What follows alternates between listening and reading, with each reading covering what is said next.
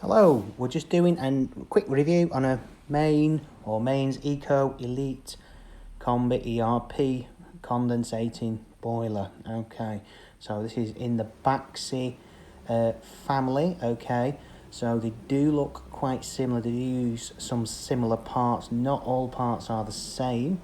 The control panel looks very similar, so does the casing, but inside they are totally different. Some of them do have the screws there, of course, to solve a problem that they later found. So here we are. This is the inside of the boiler with the case off, of course, and you must be gas safe. You must not remove the case off any sort of boilers. Is just so that you can have a look. And we're just going to undo these screws so we can take a look at the pump and all the other things that are going on behind there.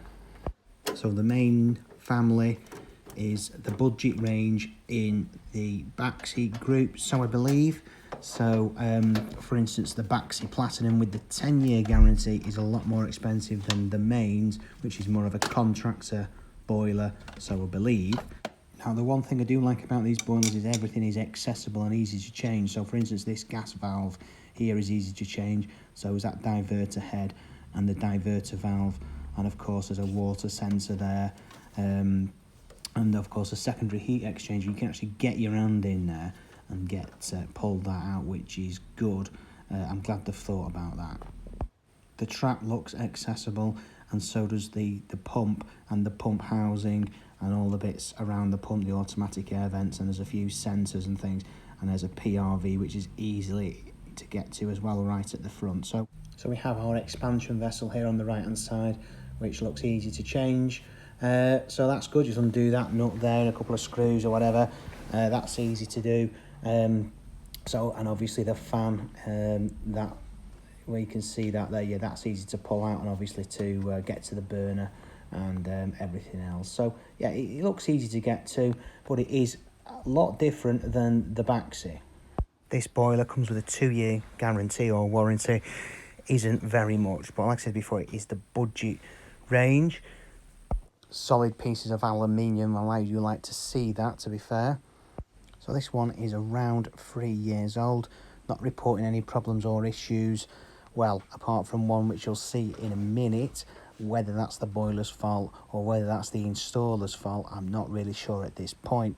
As you can see, there was an automatic air vent on the top there, so that's easy to get to. And of course the spark electrodes right at the front. So all in all, it's a budget boiler. It's in the budget range. It ain't bad.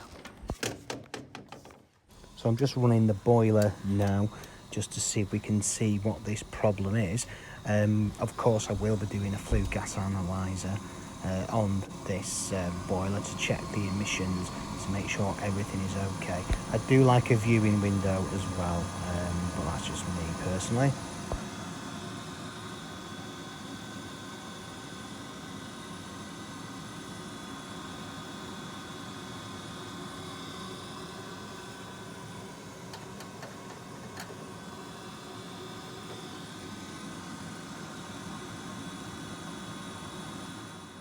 So we're just having a look at the flue outside, and obviously it's smoking away, as they say.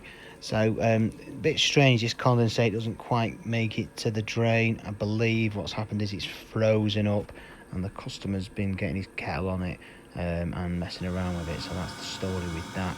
There's no drips or issues outside. So of course this piece of plastic comes off. This is the air intake, and it quietens the boiler down. A lot of boilers have this, and I'm just having a look at that expansion vessel to see if we have a problem with that. Do like to have a look under the boiler, see if we can see any leaks or issues. We're just having a look at the soldering there, and yeah, it's not the neatest, but anyway, what can you say? So what I discovered is, a leak, okay, on the boiler, and like I said before, is this the installer or is this the actual boiler? Now this does need further investigation, and we can't quite see what's going on. But what we did come to the conclusion of is, though this fitting on the right hand side, well, this isolation valve here seems to be dripping, so I imagine it's the washer on the nuts.